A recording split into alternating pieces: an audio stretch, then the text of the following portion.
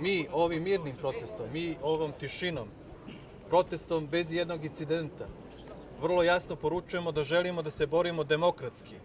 i da je odgovornost na svima, kako onima koji danas čine vlast u Prištini, tako i na predstavnicima međunarodne zajednice, od kojih tražimo zaštitu, institucionalnu zaštitu.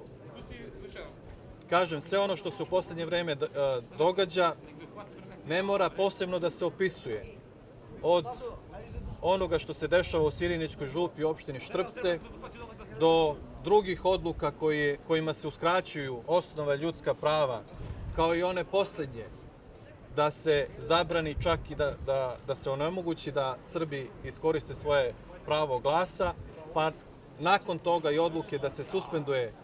predsednica suda Ljiljana Stevanović, je samo još jedan dokaz nedvosmislenog plana vlade Kosova da se Srbi na Kosovu iz dana u dan sve više unize i na taj način tim institucionalnim nasiljem sa ovih prostora proteraju. Dakle, naša borba će biti demokratska. Mi jasno pokazujemo da smo za mir i ovom današnjom protestnom šetnjom i svemu onome što činimo. Ako nam neko danas uskraćuje i to pravo ili ako neko pokušava da nam uskrati to pravo,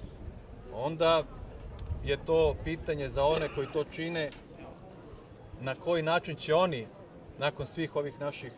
i današnjih i prethodnih dana zahteva, reagovati i šta će oni učiniti, a opet ponavljam, deo odgovornosti svakako leži na međunarodnoj zajednici.